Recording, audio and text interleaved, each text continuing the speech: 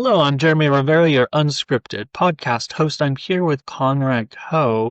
Why don't you give us a quick introduction to yourself and what you're working on right now as the small business level? Sure. Well, thanks for having me on, Jeremy. I am an operations manager at Exotic Vehicle Wraps. We specialize in automotive aesthetic restyling. And that's like a long way to say we wrap cars and make them look pretty. It's the custodial engineer version of what I do. We protect them and we aesthetically restyle them. So think of anything you can do to a vehicle to make it look better. In some cases, be more functional, but primarily look better. And we are one of the nation's top shops for that and one of the longest running shops for that. My Interesting. background comes from half and half. So started as most kids without a college degree in retail management. You know, you start flipping burgers and then something about me said, I bet you I could run this place better than the guy running this place. And the aspiration kicks in and you say, well, let's put your money where your mouth is. And then received a scholarship to go to Berkeley, Boston, not California, two E's, not EY. And my focus was music composition and music education. And so the route I was going towards was teaching music, found a job as a designer in the meantime, while I was working my way through kind of the rungs of getting into a public school in Loudoun County, Virginia, where we are. And from design, I went into print to be a better designer. And then from print, I went to installing signs and vinyl so I can be a better printer. And then from installation, I went to management because I knew I could do the job better than the guy who was running the shop. And that was it's been about 20 years now. Wow. I love hearing the journey because what we kind of, I also am not a college graduate. I started and I did like a year and a half, which was as long as I had did really well on the Star 9 test and like, oh yeah, that was enough money for a few semesters at community college and then wound up getting into digital marketing by going through customer support. So definitely, and now I've been in this industry for 19 years of SEO and digital marketing. And I've seen more and more as I have conversations with other shop owners throughout our industry, because we're a niche part of the automotive industry. Yeah. So it's a very tight community. And as we're talking to each other, it's really, really rare that people have found their way into entrepreneurship or just management of these shops through the traditional way of education. The amount of people still who think that you need a diploma or a degree to know something is far too high, where as someone who is hiring people and making decisions, you as well, looking at a resume, I would rather have 4 years of hands-on practical experience at the thing you're trying to do than a degree saying I'm good at it, No, So that's definitely I've always valued that more. definitely. There's a fantastic interview with Mike Rowe of Dirty Jobs where it gets pretty graphic because he describes castrating sheep as an example of the two types of knowledge of agnorisis and peripetia being book knowledge and experienced knowledge. Yeah.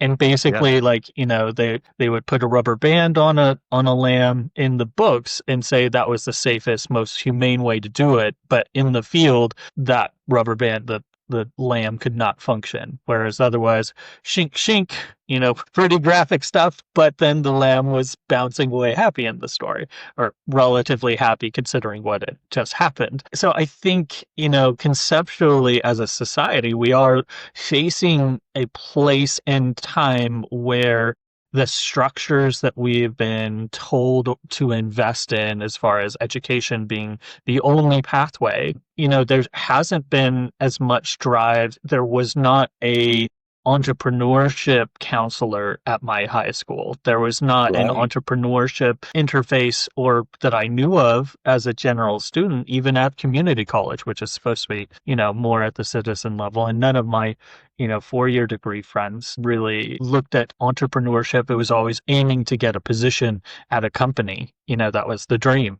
Exactly right. And that's what all the guidance counselors were telling you to do. What do you want to be? I want to be a captain of industry. Okay. I mean, what about garbage man? Like more realistic, and it is very, very much a quota style of rearing. There is no quota, but it does feel like that where it's like, okay, let's join the workforce. Well, it's not always, especially in this industry, in wrapping cars, protecting, tinting, detailing, it's very much a mentorship protege relationship. There isn't a good vocational school you can go to learn this. The majority of the information to do this job well is online. So you have to, in my industry, if you want to find someone who is going to be a successful employee, leader, high value employee, whatever it is, there's more gut involved in it. There's more of a vision on myself and my leadership staff to see the potential, because oftentimes that traditional education is not on a resume. Yeah. So you do have to be able to throw out that old business school mentality of hope as a strategy. And you do have to kind of incorporate a little bit of hope and optimism into your strategy. I think, you mentioned like a lot of the resources about what you do are online. Obviously, in digital marketing and what I do, SEO is literally all online. There Yeah. is, I mean, I think I have heard a couple of my SEO colleagues saying, hey, they submitted information to teachers so that they could put out, curriculum. But even that, I looked it over, I'm like, this is going to be out of date by the time that this gets approved to publish in the next year. And there's no way that you're updating that every year. So, even if you do take a digital marketing class in college, like the hands-on practical of it is so changed. How are you seeing, the influence of new programs like GPT, Claude, and machine-based learning tools, both in your industry, any impact on the people you're looking as prospects? There's kind of a superpower and then kind of a brain drain fear of it.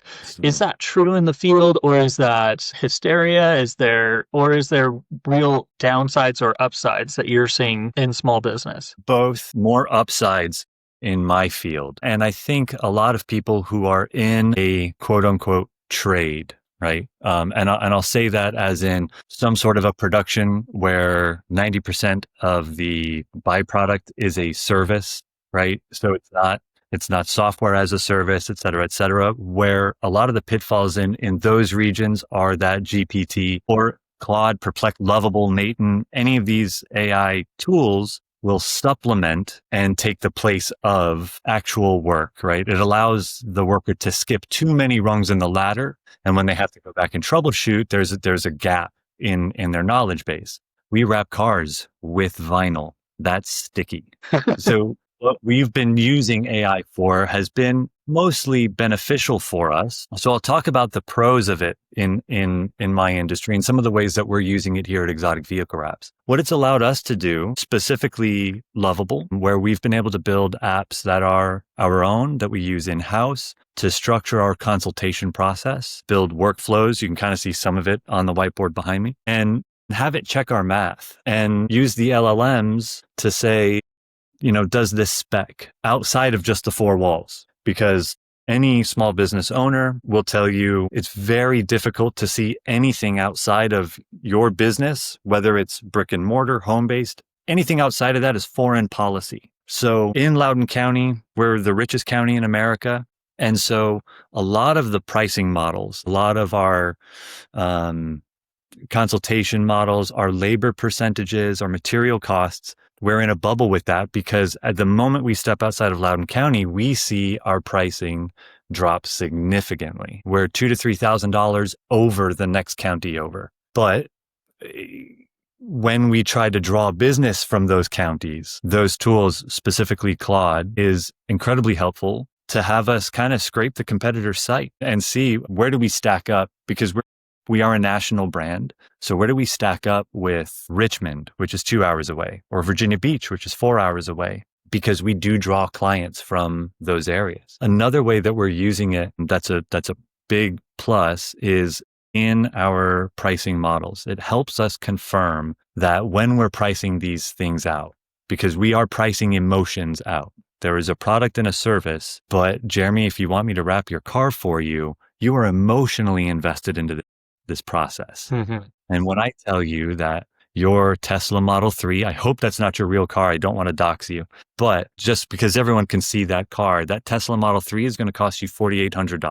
hypothetical number. That's not an insignificant amount of money. And so we have to make sure that when I'm saying $4,800 for that wrap, that my margins aren't incredibly overinflated, or that we're not leaving too much money on the table. We're not going to go out of business. So those tools help us determine, is my labor percentage where it should be? Are my material costs where they should be? And is my profit margin where it should be? So when I tell you, Jeremy, your Model 3 is going to cost $4,800, I know that my P&L is going to look right, that I'm going to be healthy, but you're also not thinking of us as pirates. I could have done it for $2,400, but your Warbley Parkers tell me you could afford $4,800. It's not that situation either. So those are the big pros for us, making sure that pricing stays relevant, not obsolete. We've done it always this way for 10 years. So why mess with it? The cons come into the marketing side of things.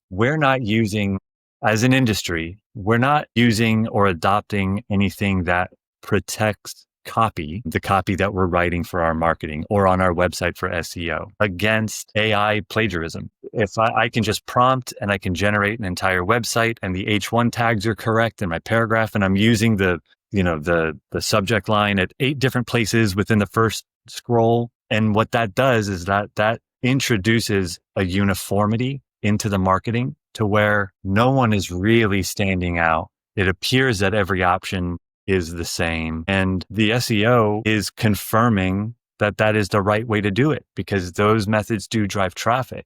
We've been around now for going on 16 years in an industry that's only really 18 years old. So when we decide to use those tools, it does not differentiate our longevity and experience and influence in the industry against another shop who's only been around for 3 months when the marketing looks identical to each other. Anyone with a great camera can make great marketing with these tools. But counterpoint to that is that it sets the stage for a heavy meritocracy.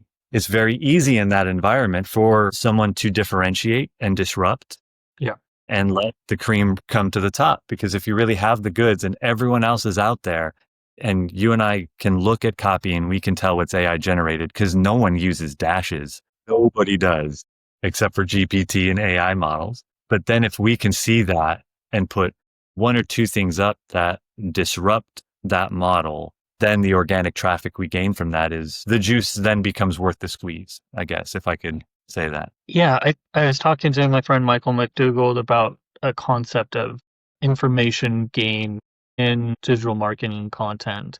And then with my other friend Timothy, who's working for a precast wall company, and we were kind of digging into the fact that yes, you can output a bunch of stuff through GPT really quickly, but if what you're putting out doesn't have, how did he put it? It was a industry forwarding information in it. If it's all a level playing field, the best GPT is it's only as good as the training database that it pulls from. And at a certain point, if you don't add something fresh or new to it, it's going to regurgitate itself and only be able to rise to a certain level of new information. Whereas, 2 people that have been doing something, for a long time, you and I in this conversation, we're discussing things and topics based off of our shared different experiences that isn't, going to be in that AI training database. We're discussing a synthesis of new points and data points of what's going on. So, as this podcast goes out and turns into content and turns into a post here or there, that's, new information. And we're training the language model right now. We're training the language model. One of my favorite interviews in the past couple months was with Jason Bernard of Calicube, who said that the best way to optimize for these LLM tools is to think of it as, training the database, putting factoids. He was connecting some information about his cartoon characters, that they were animated characters, and he had to train Google by doing several interviews in places in reference to come up with the snippet reference enough time. times to connect to the Google official database, the knowledge graph that appeared for those two characters' names to get them to be recognized as cartoons. And so if we think of the marketing side of things in this LLM influenced age as, how do we not just play with the tools, but add something new into the marketplace, add something that moves the industry forward? That's going to be, yeah, that's where the meritocracy comes in. Because if you're just a small business owner, like, okay, well, I can cut off part of my marketing budget because I've got, I can copy and paste from GPT and generate 20 blog posts. Why was I hiring anybody for this? That's only going to rise to a certain level, and that standard, the arms race has increased. Very much so. It's a great analogy. The arms race has definitely increased.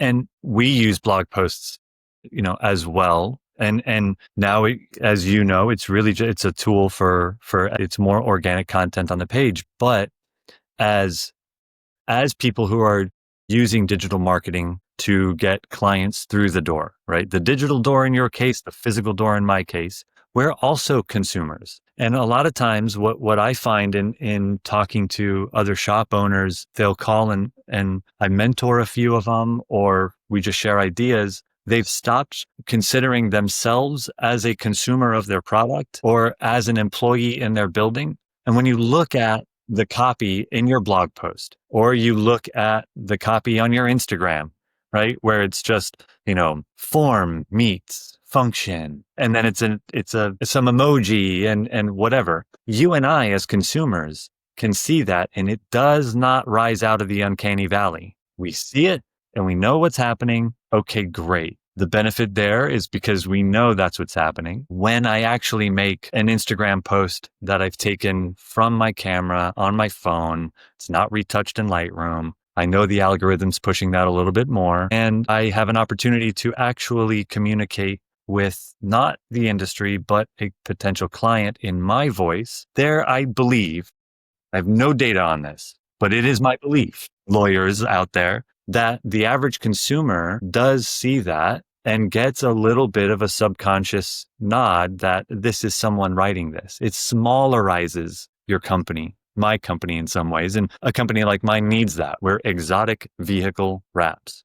It makes its own SEO gravy right off the rip, but it doesn't attract the people who have Camrys, and neither does always posting the Ferraris and Lamborghinis and Rolls Royces. And if you go to our Instagram, scroll back a year, just 1 year, and you'll see such an obvious difference in how we marketed this company. 1 year ago, it was incredibly high glamour, beauty shots. It was a portfolio of the work, not the hand that did the work, just the end product, because we've always laid in the cut in terms of how we market ourselves. Yeah. It's always been head down, shut up. No one cares about your brand more than you do. So don't spend too much time marketing the brand, market the work. And so a lot of our photos were, glamour shots. These could and have been in magazines. Then about a year ago, when we noticed whether it was the uptick in AI or someone's SEMrushed and said, this is what works, we changed it.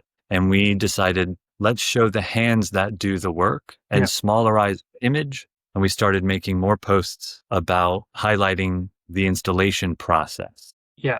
And then we stopped taking so many photos every single day of the final product and started cataloging the entire process, as in, Jeremy, when you bring me your Model 3, this is what's going to happen to it from beginning to end, using techniques like, instead of advertising to the end result, advertising to the, sound shady, but to the consequence of not having it.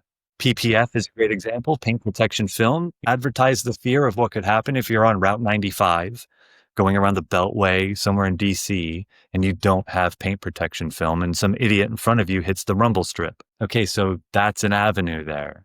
And in those ways, we are using AI to help us differentiate ourselves from AI.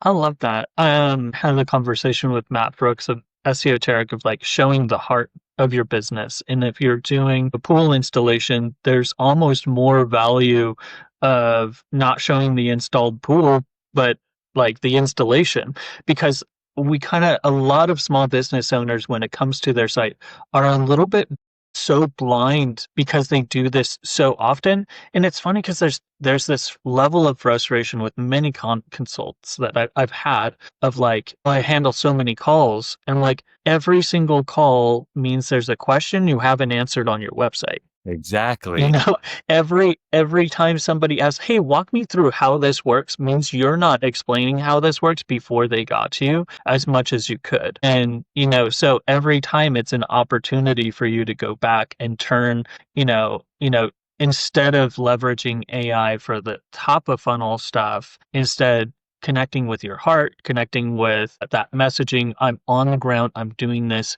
but do it, it's almost like, filling in the gap of, I didn't know how gravel delivery to my house would work. I knew that my gravel was terrible, but I was like, is there a giant truck? Do I have to be worried about a bunch of workers? Oh, it's just a guy who pulls up with a trailer and dumps a bunch of gravel out.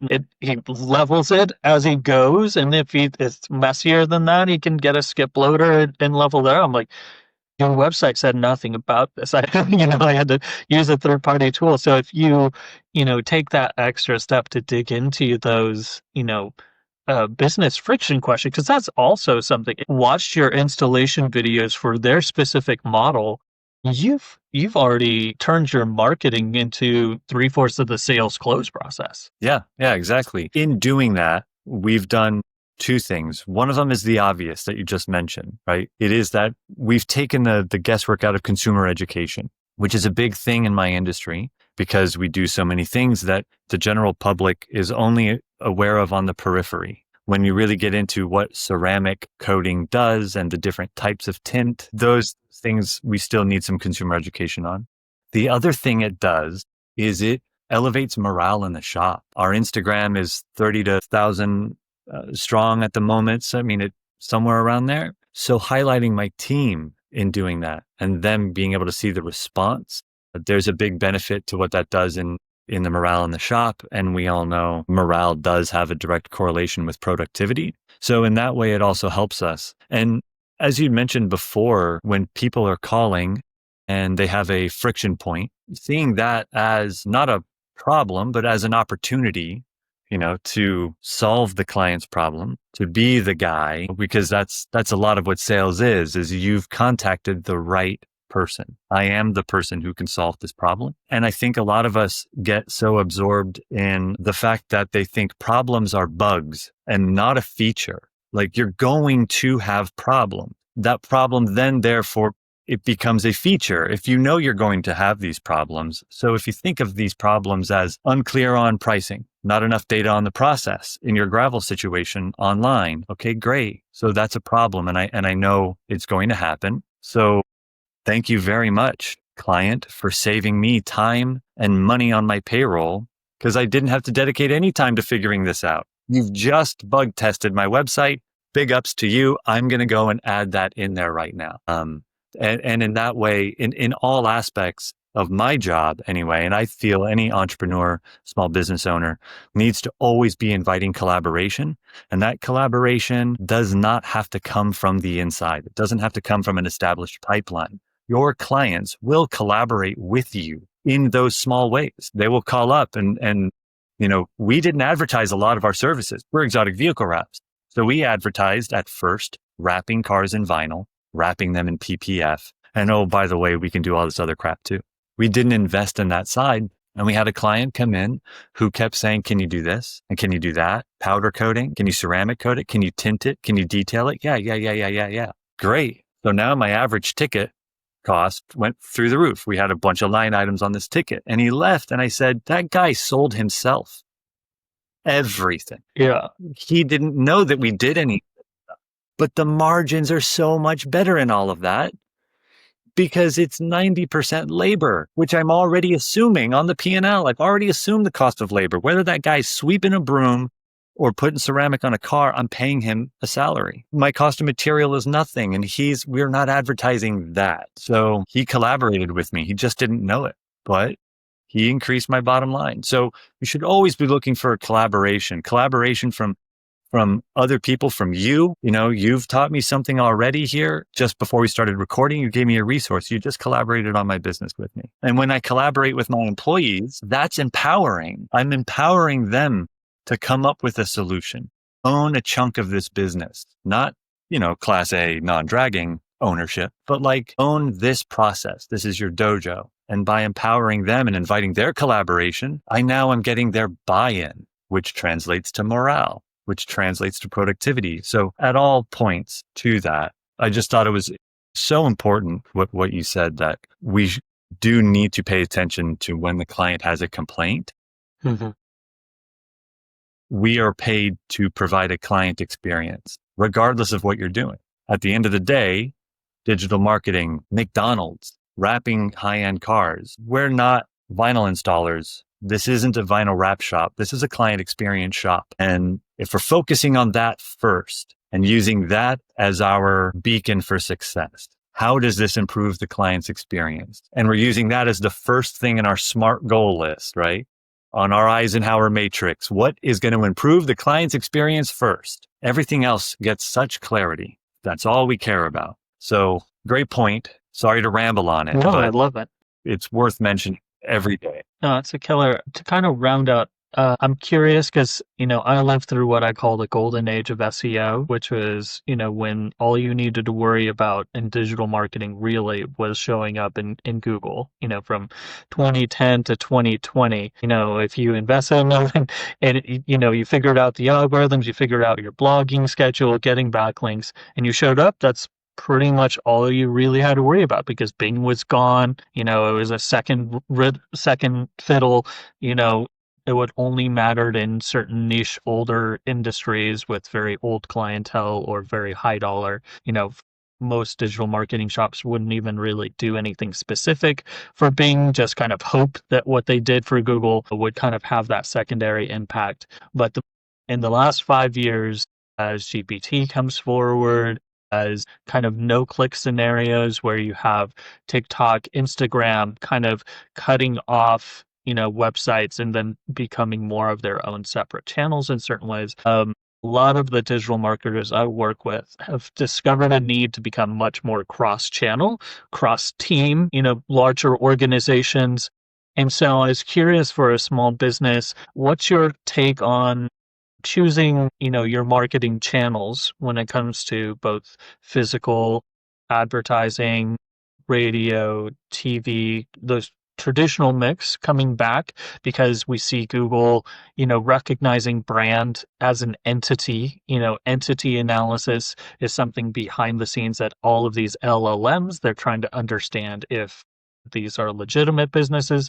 They use a different methodology that isn't as spammer proof, I'll call it, So it's much easier to get an answer changed in an LLM than answer a website to rank better for a specific query in Google because the methodology behind it is different. And then you have the LLM shelf within Google of AI overviews. So, there's there is an overwhelm of point, of course, of I can't as a small business do all of these things, but there is kind of a call to arms of like trying to get the best mix out of the most of them that you can with the budget and resources that you have. What's been your experience in cross-channel? So we had just a little bit of a connection break there. You're asking about our experience in cross-channel marketing? Yes, exactly. Zero. Not at this job. So in the past, tons at other positions and other small startups,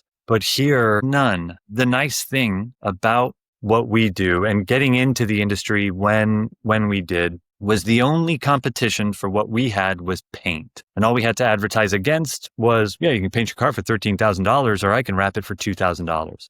And the work was good enough to where if it was seen on the road, every car you touch is a billboard. If it's bad, everyone will know. If it's good, 3 people will know about it. Our primary marketing avenues are not, radio and TV and even ad space somewhere else. They're not that. It's 100%. And this is the case for 90% of wrap shops out there. It's grassroots. And in some cases, it's spray and pray. Just put it out there and let God sort it out and be like, I hope that one catches. It's all digital marketing, 100% of it. I have found that I've had to be more of a personality than I originally signed up for because of that. I'm asking you to bring in some cases, your $1 million car. I have a vehicle back there right now worth over $750,000. There's only 5 of them in the entire world. There's only 2 of them in America. You're buying me first. And that's great and that's bad. But digital marketing, those no-click, outlets. We have a TikTok channel. It's a lot of video stuff. We'll boost them every once in a while, but we're fortunate enough to where we've had the same domain with awesome backlinks for the last 15 years. So my DA, DR, they're good. And as long as the front end of my site is navigable, we built that in the golden age of SEO. That's all you had to care about. But now I got to care about my page breaks for mobile and all this other stuff. So leads will come in no matter what, simply because of the reputation that we've established in the industry. Our name is out there, and thankfully, and there are many shops who can say this, but our name is synonymous with quality when it comes to wrapping your car. So we're fortunate in that we don't have to headhunt for leads. We don't have to worry about lists and things like that. Yeah. So the marketing, the attitude towards marketing in the shop beyond the website, when it comes to Instagram, Facebook, TikToks, and X, is lax. It's more of, hey, check it out. We're still operating on the assumption of 5 years ago where the appropriate hashtags are all we're going to need.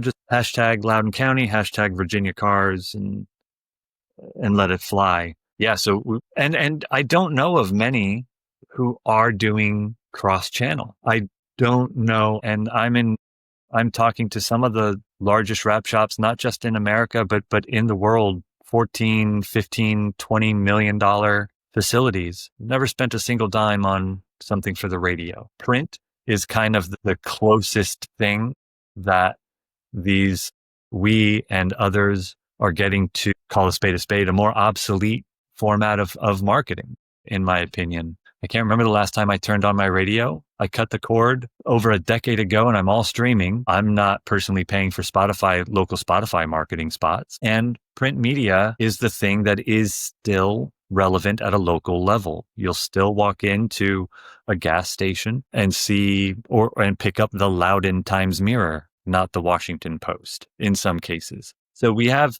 done that. Partnerships are more advantageous for us in terms of marketing at a grassroots local level, partnering with Tesla club owner, Porsche club owner, the BMW club, given the kind of, I guess, the GDP of Loudoun County and the average income per household. We have the Bentley, Ferrari, Lamborghini, Aston Martin dealerships are here. I could spit and hit 3 of them. It would cost me a lot of money, but going to them and establishing ourselves as their guys, cold calling in a lot of cases, or person to person call to action, has been far more advantageous than spending money, giving my money to Clear Channel so that someone who's listening to the local classic rock station wants me to wrap their hoopty. No thanks. I'm not dropping 10K to make 6. Not doing it. Fair enough. And I think that personal relationship outreach, I think a lot of SEOs and digital marketers sometimes forget to push their clients or their bosses to try to engage with the community, to try to engage with other business owners, and do co-marketing to, sponsor a trash cleanup that might go out and get their visibility and a little bit higher. So I love hearing, talking about collaboration concepts. Want to give a final shout out as kind of wrap up? Anything interesting it's or a page new right out of coming up Kevin for you guys? Mitnick's book. You got to do some social engineering. Sorry, we're breaking up just a little bit. That's fine. I can edit that back. So it's kind of wrap up. Give a shout out of if you guys are doing anything special in what's coming up next for you guys as kind of wind down the interview. Yeah. So please check us out on social media. It's Exotic Vehicle Wraps, spelled just like it is. We're not a young hip company that puts Z's where there shouldn't be any. So it's Exotic Vehicle Wraps on Instagram, Facebook, and YouTube. We are on TikTok, so I guess we're trendy. Coming up here, we're rounding out our year, and this is when a lot of the conventions come up, and so SEMA is a big convention for my industry, for any automotive industry. SEMA is held in Las Vegas at the end of October, and we have some partnerships with companies out there. So, we're on the autopilot time of the year right now where we're hitting Q4 and we know what we've done. And we're really just going back to the list that we established at the end of 2024 and making sure, like, what more can we squeeze out of this year? But no second location. It's really just head down grinding. We have some training programs coming up, both for industry and industry sponsored training and in-house trainings that we have coming up. It's our part of trying to establish and spread a little wider the gospel of vinyl wrap, because we are a small industry that has a big gatekeeper on the barrier to entry. And so we'll host training throughout the year. So we have a couple of those coming up. But aside from that, the skedule is booked. And we're just going to get through the winter months. When hot girl summer is over, that's when we take the weird ones, the boats, the jet skis, motorcycles. We'll take all of those now. So if you're listening to this and you're in Loudoun County and you got a set of motorcycle wheels you want me to wrap, you have an advantage. I will say yes. Fantastic. Well, thanks so much for your time and your insights. I greatly Oh, appreciate my it. pleasure. This has been fun. Thanks for having me on, Jeremy.